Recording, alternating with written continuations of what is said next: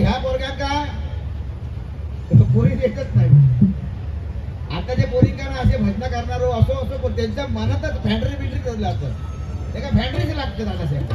साधारण नाही peachy peachy करणारा असलो ना घेणारा असलो तर अधिक चांगला. बेवड्यांची लग्न अगोदर होतं. आम्हाला 10ची वेळच म्हणजे दिलेली आहे.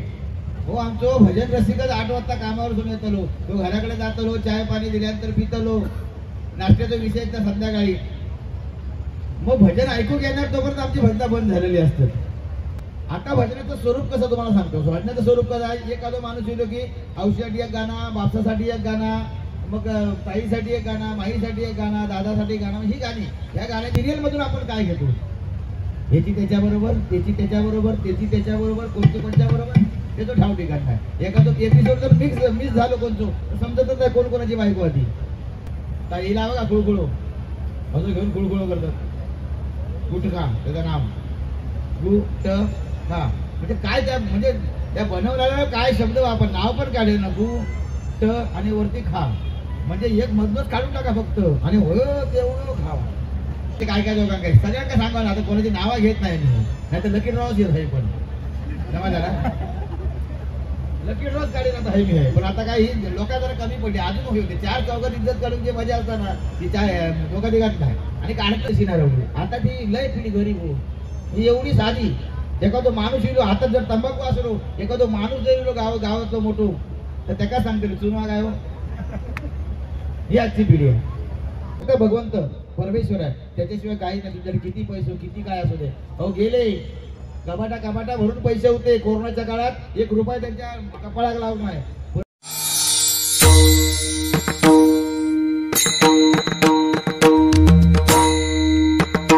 गजर झालेला आहे बुवांचा. आता थोडक्यात एक गजर तुमच्या समोर सादर करतो.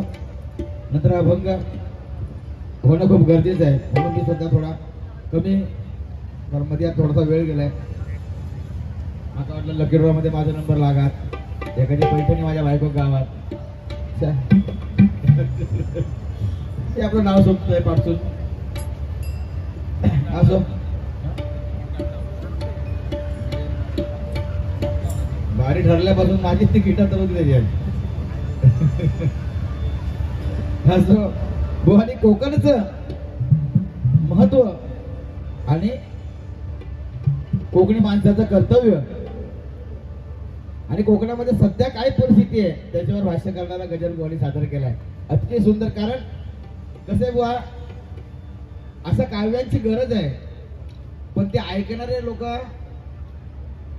तेवढी त्याच्या कानांना सवय नाही त्याची. आता कलियुग आहे ना लोकांना असा उडताच काहीतरी भाया म्हणून बक्षिसा बुवा बक्षिसाच्या बुवा बक्षिसाचा विषय सांगितला की बक्षिस आहेत ना बुवा कसे आता प्रकार चालले त्याविषयी असं जो विषय होता बक्षिसाचा बघलाय.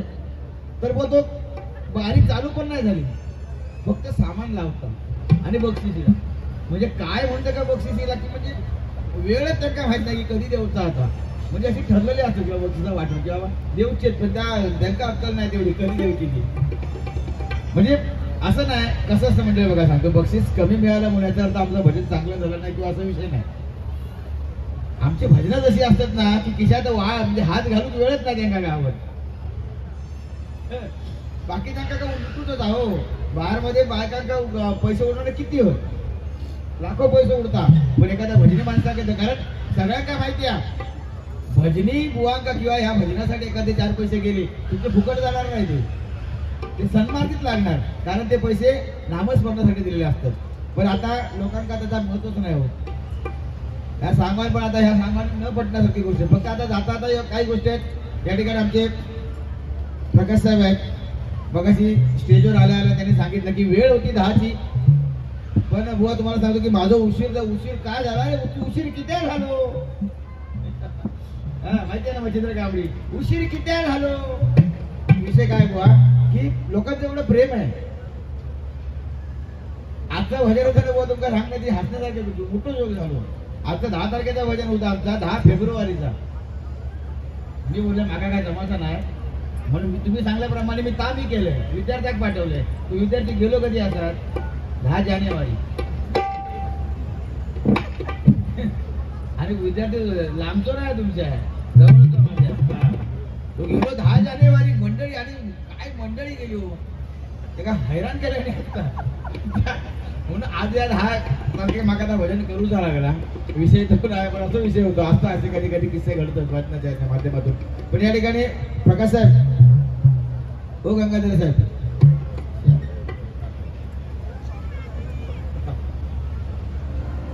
साहेबांनी सांगितलं मला स्टेजवर जेव्हा आले तेव्हा सांगितलं वेळ 10ची होती पण सध्या आपलं सरकार आहे म्हणून थोडा वेळ आपल्याला वाढून दिला की जोपर्यंत येत नाही खरे मालक तोपर्यंत चालू ठेवायचा पण खरं आहे पण माझी विनंती आहे आणि ही व्यथा आहे एका भजनी कलाकाराची एक भजन रसिकाची व्यथा आहे मी ज्या ज्या व्यासपीठावर जातो त्या त्या ठिकाणी नेहमी सांगत असतो की ज्या ज्या ठिकाणी या समाजाचे पुढारी आलेले असतात आम्हाला 10ची वेळच का म्हणजे दिलेली आहे हो आमचं भजन रसिकच 8 वाजता कामावर घेऊन येतलो तो घराकडे जातलो चाय पाणी दिल्यानंतर पितलो नाश्त्याचा विषय तर संध्याकाळी मग भजन ऐकू घेणार तोपर्यंत आमची भजनं बंद झालेली असतात तोपर्यंत आमची भजनं बंद जातात मी मागे मोठा विधान केलं होतं युट्यूबच्या माध्यमातून त्याला थोडंसं त्याला ताणलं होतं विषय पण हा विषय जाऊ दे युट्यूबच्या माध्यमातून की सरकार जरी आमचं असलं तरी आम्हाला 10 वाजताच बंद करायला लागतं ही एक भजनी कलाकाराची व्यथा आहे अरे मग आम्ही काय एवढं ही संतांची परंपरा म्हणतो ही आम्ही महाराष्ट्र ही संतांची भूमी म्हणतो तुकाराम महाराज असो ज्ञानेश्वर महाराज असो ही सगळी मांदियाळी संतांची हा महाराष्ट्राच्या भूमीत आहे म्हणजे हा भजन हा आमचा श्वास आहे आणि हा श्वास ही गळचेपी आमच्या इकडनं केली जाते 10 वाजता आमचं भजन बंद पडत आहे मग याच्यासारखी शोकांतिका ती काय असावी म्हणजे आम्ही हळूहळू ही भजनं पण बंद करावी म्हणजे आमच्या ही भजनाची परंपरा आहे ही पण कुठेतरी नष्ट व्हायच्या पाठी आहे पण हा विषय कुठलाही असू दे आम्ही सगळ्यांना न्याय मागण्याचं आमचं काम आहे ते मागणार त्या भगवंताला जर दया आली तर तो भगवंतच काहीतरी करेल याच्या पलीकडे काय आम्ही बोलू शकत नाही का म्हणून बुवानी अतिशय सुंदर गजराच्या माध्यमातून काही विषय मांडलेत बोलण्यासारखं खूप आहे पण काही गोष्टी मुद्दे फक्त मी क्लिअर करतो बुवांचे काही एवढा काय मोठा विषय नाही मला काही गोष्टी या गजराच्या माध्यमातून मांडायच्या आहेत विषय असे असतात की भजनातून आपण काय बोलावं आता भजनाचं स्वरूप कसं तुम्हाला सांगतो भजनाचं स्वरूप कसं आहे एखादा माणूस येतो की औषधासाठी एक गाणं बापसासाठी एक गाणं मग ताईसाठी एक गाणं माईसाठी एक गाणं दादासाठी गाणं ही गाणी या गाण्याच्या व्यतिरिक्त आमचं भजन नसतं पण आम्ही त्यांच्याकडे शिकलो बदमबुवा पाचाळबुवा यांची भजनं ऐकून आम्ही मोठे झालो पण त्यांचे संस्कार आम्ही आमच्यावर करून घेतलेत म्हणून इतर ती वायफळ गाणी आता काही काही लोक घेतात घेतल्याशिवाय मजा नाही कारण पैसेच नाही मिळणार त्यांना बक्षीस मिळवायचं असेल तर मला मुन्नीबाई म्हणावी लागेल किंवा बाबूराव म्हणावं लागेल का तर 4 पैसे कोणतरी मला देईल हे आशेने असतात पण ते पैसे ते खरं सुख नसतं बुवाने सांगितलं की शाश्वत ज्या गोष्टी आहेत त्या शाश्वत असतात म्हणून प्रत्येकाने जर हा जर गोंधळ चालू केला तर भजन हे आताच थोडंसं कमी झालंय आणि जमून नष्ट व्हायला जास्त वेळ लागणार नाही म्हणून कोणीतरी उचल घ्यायला पाहिजे बुवा आणि आपल्यासारख्या बुवाने जर उचल घेतली काय हरकत नाही जास्त बाऱ्या नसतील मी तर कुठे जास्त बाऱ्या करतोय बाऱ्या कमी करू पण संस्कृती टिकून देऊ माझं हे मत आहे बुवा कारण भजनाची संस्कृती आता कुठेतरी बिघडत चालली हे सगळ्यांना मान्य करावं आपण कारण आता प्रत्येकाला दोष देणं हे मला पटत नाही तेवढं कारण जो तो आपल्या बुद्धीनुसार कारण संस्कार हे महत्वाचे प्रत्येक माणसाचं जर पोट जर याच्यावर असेल तर ते भजन नाही का म्हणून ज्या भजनातून काहीतरी चांगलं आपण असं कधी सांगणार आम्ही बुवानी जर रुपावलीचा अर्थ सांगितला तर मला अभंगाचा अर्थ सांगता यायला पाहिजे तेवढी माझी तयारी पाहिजे पण हे कुठेतरी आपल्याकडे ही तयारी कमी वाचन कमी पडत आहे कारण आता ती बुवा ही जमाना सिरियलचा आहे पहिल्यासारखे विषय नाही बुवा सिरियल शिवाय काय चालत नाही आता सगळे सिरियल माहिती आहे सगळ्यांना बरे सिरियल पासून आपण काय शिकतो आज बुवांकडे मी काय शिकलो मी जरी बुवांपेक्षा वयाने जर माझं 2-3 दिवस जास्त असती पण बुवाकडे शिकण्यासारखं बरंच काय ते नक्कीच पुढच्या वारीला काहीतरी करीन असं मला वाटतं पण सिरियलचा जमाना आहे आता बघा एक सिरियल आता सिरियल मधून आपण काय घेतो याची त्याच्याबरोबर त्याची त्याच्याबरोबर त्याची त्याच्याबरोबर कोणत्या बरोबर त्याचं ठाव ठिकाण नाही एखादं एपिसोड जर मिस झालं कोणतो समजतच नाही कोण कोणाची बायको होती परिस्थिती अशी पहिली बघा ना आता ती एक सिरियल होती मधी म्हणजे मला खूप आवडायची मी आवडीन बघायची पहिली ती सिरियल बघायची की आई कुठं काय करते एवढी जबरदस्त सिरियल अरुंधती एवढी आई एवढी बायको म्हणजे एका बाई एवढे गुण असणं शक्यच नाही हो. म्हणजे कधी कधी मला असं वाटलं की बाई मला सावी करायची म्हणजे एवढा सोचता घरासाठी एवढा करता, सासू सासऱ्यांसाठी कोण करीत नाही एवढा ती करता. पण हिच्यासारखी बायको मला पुण्य लागायचं. मग तिला कधी का खोटे गुण लागले आता ते तिला माती खाल्या ह्या वयात लगीन करूची गरज होती काय? हा 2-2 लग्न ती करता कडे मेले कर्मात आमचे पोरगे लग्न होत नाही आता पोरांची. ज्यांका हा तो आपलं सुखी आहे आता जगात. पण ज्याका नाही आता हैराण झालं. आता मी म्हणून मी आता ह्यो विषय केला मांडलोय की कोणाच तरी दया येत माझ्या पोरग्यांची आणि चांगल्या पोरगे. आता ह्या पोरग्यांका पोरी देतच नाही. आता जे पोरींना असे भजना करणार असो त्यांच्या मनातच फॅन्ड्री बिंड्री करलं असतं. त्या फॅन्ड्रीच लागते दादासाहेब. साधारण नाही पिची करणारा असलो ना घेणारा असतो तर अधिक चांगला. बेवड्यांची लग्न अगोदर होतं. बेवड्यांची लग्न अगोदर होतं. पण एखादं साधू सद्गुणी पोरगो पोरी बघणारच नाही ढोकून त्याच्याकडे. म्हणून मी आता या भजनाच्या माध्यमातून त्यांचा काहीतरी चांगला होऊ दे म्हणून येऊ माझा वाटता झालता. बाकी विषय नाही काय. भजनामध्ये ह्या गोष्टी सांगायच्या आहेत की व्यसनापासून दूर राहा. बुवाने मग सांगितलं त्यांच्या काकाचा विषय बेवडा तो कोणतो होतो तो बेवड्याच्या नादाकात लागायचा नाही. बेवडे ज्या जनावरच खतरनाक असतात. तो काय सांगत आणि काय नाही. बुवा त्याविषयी एका बेवड्या असं सांगल्यात माका सांगल्यात बुवा मी देव आहे. मग मी देव आहे बरोबर आहे. माणसातच करतो पाय नाही लागत धरणी तू देव करतो म्हणता आम्ही सिद्ध करू शकतोय. एवढं काय खुळावलंच काय तू म्हणतात नाही मी सांगतोय मी देव आहे. चला तुमका दाखवते बुवा. आणि काय घेऊन गेलो एका घराकडे गेलो आणि दार ठोकावलाय. दार ठोकावल्या बरोबर आतून उघडला नाही पटकन ह्याला जोरात ठोकावल्या. एक बाई इल्या बरोबर त्या बघल्याबरोबर अरे देवा इल बघायला ना बुवा मी देव आहे झाला की नाही. म्हणजे काय तो सांगा तो काय सांगतो लागत नाही असे विषय असतात. कारण भजनाच्या माध्यमातून व्यसनापासून लांब राहा. माझं सांगायचं तात्पर्य एवढंच आहे की व्यसनापासून कुठे लांब राहा. कारण आताची व्यसन आताची नवीन पिढी आहे ना ती सध्या व्यसन जास्त त्यांना काय आता हिला बघा खुळखुळो अजून घेऊन खुळखुळो करतात. गुटखा त्याचं नाव गुटखा म्हणजे काय त्या म्हणजे त्या बनवल्याला काय शब्द वापर नाव पण काढेल ना गुट आणि वरती खा म्हणजे एक मधनच काढून टाका फक्त आणि हो तेवढं खावा. अरे काय गुन्हा माणूस खात असायचे. मी तर सांगते काय काय लोकांना काय सगळ्यांना सांगा ना. आता कोणाची नावं घेत नाही मी नाही तर लकी ड्रॉच घेत आहे. पण जरा लकी ड्रॉच काढेल आता हे मी आहे. पण आता काही लोका जरा कमी पडली अजून होते. 4 चौघात इज्जत काढून जे मजा असतात ना ती लोक दिघत नाही आणि काढत नाही आज ना उद्या करून गोटन गरबा म्हणतात त्या. पण माझं मत आहे काय की जो आता एवढं अहो पहिली पिढी तुमका सांगते पोरग्यानो तुम्ही आता माझ्यापेक्षा लहान आहात. पहिली पिढी असायची ना ती मोठ्या थोर मोठ्या घाबरायची हो. म्हणजे एखादं माणूस जर एखादं तंबाखू खायचा जर पोरगो आणि एखादं वयस्कर जर माणूस इलो ना तर तो काय करी तू टाकून दे तंबाखू. त्याच्या पुढ्यात खायची हिंमत नाही त्याची. पण आताची पिढी तशी नाही राहिली. आता ती लय पिढी गरीब हो ही एवढी साधी. एखादो माणूस इलो हातात जर तंबाखू असलो एखादो माणूस जर इलो गावातलो मोठो तर त्याका सांगते चुना काय हो. ही आजची पिढी आहे. म्हणजे काय निर्लज्जा मला तो कळसा गुटखा खातं त्यांना असं वाटतं मी काय मोठं पराक्रम करतो. अरे काहीच नाही ते याच्यात मिक्स करतात काय तरी असो वाजवतो खुळखुळो की केवढं मोठं खुळखुळो बाजार दिलो आता नवीन हो. ते दिवशीची कथा सांगताय बुवा असं एक पोरगो होता सुंदर पोरगो आणि असं हात हलवता हो. बोललो काय माणूस काय पोरगो बुवा बाबा काय वाटलं पाहिलं म्हणजे एवढंच लपवत काही म्हणजे असं नंतर जरा बघण्या खाली तर खाली अशी पुढी हो त्याची अशी अर्धीवरने अशी खाली असं हलवता ते काय.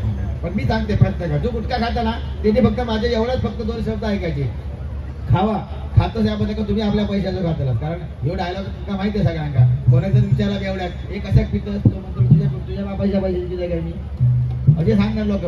पण गुटखा जो खाणार त्यांना सांगताय ना जो एवढं खर्च करतात तुम्ही 20-25 रुपयाची काही पुढे असतात ती खाताच ना तर गिळाचा गिळा चुकू नको. समाजाचं नुकसान करू नको. तुम्ही तो गिळा म्हणजे खरा महत्व तेव्हा तुमका पटतं ना जेव्हा तुमच्या पोटात जाईल तेव्हा. कारण बाबा कॅन्सर वाढलो ह्या कारणामुळे वाढलेलो. तुम्ही ह्याच्याबद्दल विचार करा. कारण ह्या ही 20-25 रुपयाची पुढे आयुष्य बरबाद करता. व माझा मित्र मी नेहमी उदाहरण देत आहे. माझ्या मित्राची असो शेवट झालो ना बुवा या गुटख्या बाई की तो ज्या आठवला तरी पण वाईट वाटतं त्या गोष्टीचा.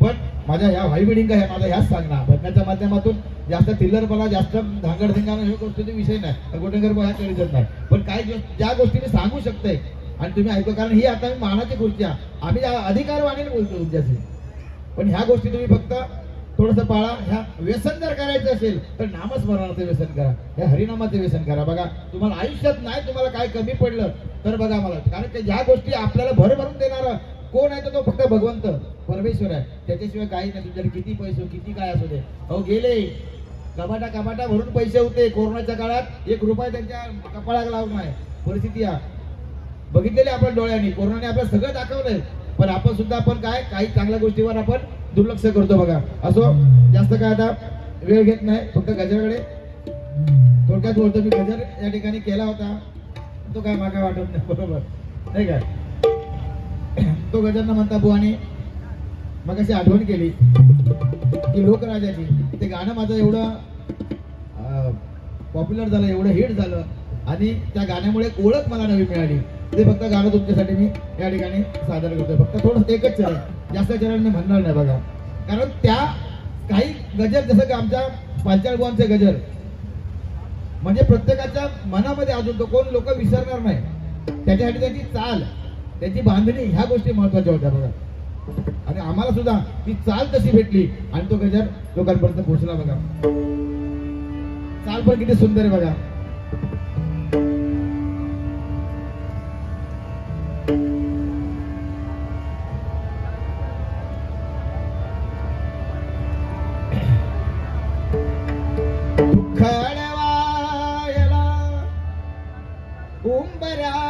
सारखा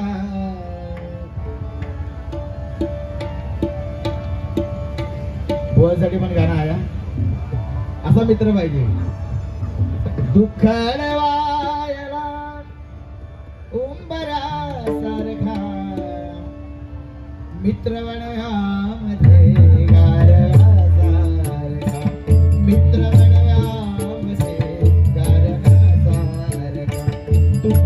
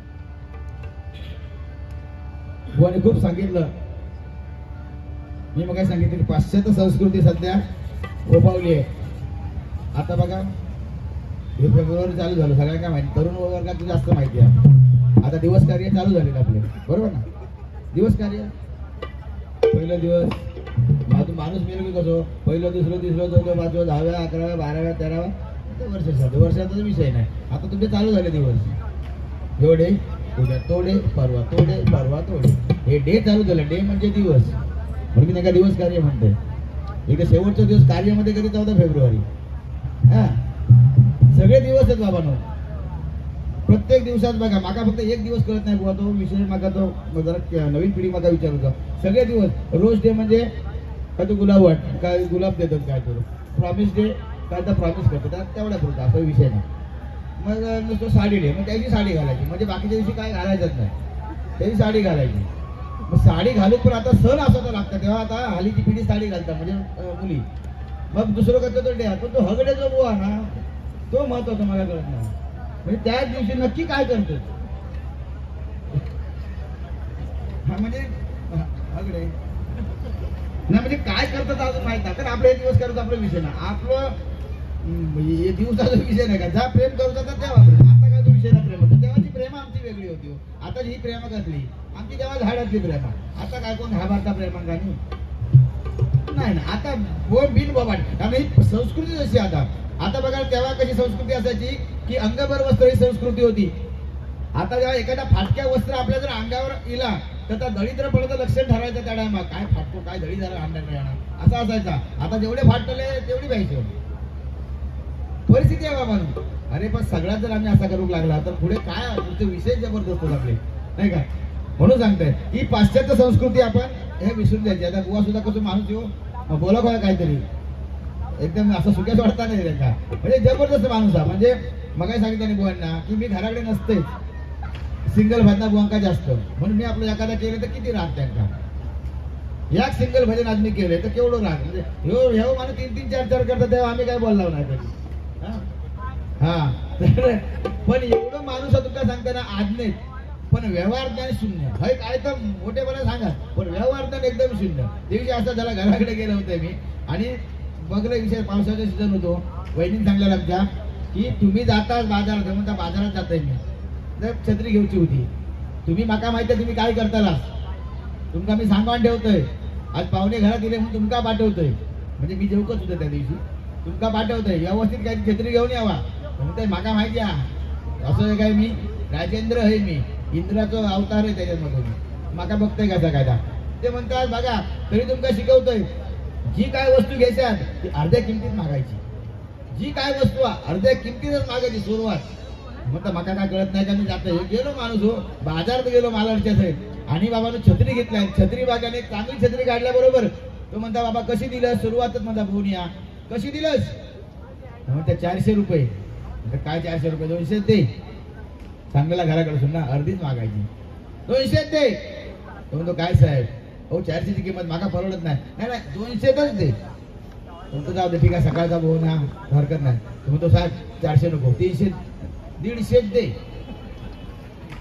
काय साहेब म्हणता हो 150 काय द्या तुम्ही हा परवडता काय बघा जमाना बघा तुमका कापड मागवतो तर मागा कापडाचा विषय नाही 150 दे तुमचं जाऊ दे साहेब आता सकाळचा कोण पहिलाच गेलाय का तुका तुमका नाराज नाही करू 200 द्यावा 100च दे तू असो अरे बाबा म्हणतो काय झालं तुमका एवढा भाकर पटत कसा नाही तर म्हणतो जाऊ दे आता हे हो विषय नको 100-150 तू घे नाही 75च घे हैराण केला ना शेवटी तो म्हणता म्हणजे हैराण म्हणजे एवढं तो भडाकलो म्हणता काय करू म्हणजे पहिला गिऱ्हाईक सोडून पण शकत नाही तो म्हणता साहेब आता एवढं प्रामाणिकपणे पाया पडतो तुमच्या कोणाक सांगा नको फक्त तुम्ही 100 द्या 50 दे हे तो पुढचा प्रश्न 50 दे तो म्हणता हे ह्या काम कर ही फुकटच घेऊन जा 2 दे असं काय नाही माणूस आता बोलण्यासारख्या मागूत आहो म्हणता काय माकाच वेळ झालो म्हणजे 20 खाली असं पण ह्या गोष्टी अशा आहेत आणि भजनाचं हे भजन असंच असावं हसत खेळत कारण हे भगवंताचं नामस्मरण म्हणजे वाईट आहे काय हे चांगले नामस्मरण मग चांगल्या मुखातून किंवा चांगल्या विचारानेच घेतलं ना तर खूप भजनाचा आनंद असतो बाबा. मग हे सांगितलं आता तुम्ही सांगितलं विषय अर्धा राहिला कोरोनाच्या काळात जेव्हा मला कोरोना झाला स्वतःला पण नाही ना कोणाकडे आता परत म्हणते परत आपल्या ओरोशीत घेऊन जाते आमच्याकडे ओरोशीत घेऊन जायची डायरेक्ट समजलो ही ओरोशीत आणि बुवा प्रामाणिकपणे सांगतो या भगवंताने कसं वाचवलं ह्या माझ्या कोरोनाच्या काळात शेवटचा श्वास म्हणजे उद्याचा दिवस मी बघत नाही याची जाणीव मला झाली. उद्याचा दिवस मी बघत नाही म्हणजे मला श्वासही घेता येत नव्हता म्हणजे उद्याचा दिवस बघत नाही मी. आणि माझ्या वडिलांचं वर्षश्राद्ध होतं आणि त्या वर्षश्राद्धासाठी मी गावी गेलो होतो. माझ्या घरात माझी मुलगी होती लहान मुलगी होती आई होती वयस्कर. भीती ही होती की तो रोगच तसा होता की लगेच सगळ्यांना तो व्हायचा आणि एकदा समजलं का तो त्याला जो यातना व्हायच्या ना त्या असह्य. कारण तो रोगाचा प्रादुर्भाव एवढा होता, त्यापेक्षा घरच्यांचा प्रादुर्भाव जास्त होता. वाडीची अवस्था केलेल्या लोकांनी गावच्यांनी पण अशी जिरवल्याने मुंबईवाल्यांची तुमका सांगतोय, जसा वाटलं की आमका पाकिस्तानात सुद्धा जिराव आम्ही, अशी परिस्थिती निर्माण झाली होती. प्रत्येकाचं एक भीती होती, मरणाची भीती सगळ्यांना होती, तेव्हा जाणवली. पण मी जेव्हा हात जोडले भगवंताकडे, जेव्हा हात जोडले तेव्हा मी सांगितलं भगवंताला की स्वामी, की माझ्या भजनाची सगळी पुण्याई घ्या, पण मला यातून जिवंत ठेवा. कारण माझी मुलगी आहे, उद्या जर समजलं की ह्यांना लगेच उचलून ॲम्ब्युलन्स मधून नेऊन कुठे टाकतील त्याचा भरोसा नाही, पण मला यातून वाचवा. आणि त्यातून दुसरा दिवस बघेन की नाही, पण तो हळूहळू दुसरा दिवस बघितला. ना डॉक्टर, ना गोळ्या, ना काही, पण त्यातून सुद्धा सावरून या ठिकाणी आज तुम्हाला दिसतोय हा घोटणकर बुवा. हे सगळे पुण्य माझ्या नामस्मरणात आहे बघा. म्हणून ते ठरवलं त्या दिवसापासून, पण त्या अगोदरपासून, पण त्यानंतर ठरवलं की जे करीन ते म्हणजे मी निष्ठेने करीन, प्रामाणिकपणे करीन. कोणाचं मन दुखावेल, कोणाला वाईट वाटेल, कोणीतरी काहीतरी बोलून जर आपली वारी सहन करतात, ती वारी नाही. मग ते विषय सोडून दिलं. चांगले जर मित्र मिळाले तर चांगली म्हणून मी जास्त वाऱ्या करत नाही किंवा जास्त इतर वन बरोबर करत नाही. जे आपल्याला पटतं, जे आपल्याला वाटतं की बाबा खरोखर हे भजनाचे खूप चाहते की भजनाचे पाईक आहेत, त्यांच्याबरोबर कार्यक्रम करायची मजा असते ना. आज आम्ही एकमेकाला जास्त बोललोच नाही, पण भजनाला खूप मजा आली. आणि हे आत्मिक समाधान जे मिळतं ते म्हणजे भजन बघा, नाही का.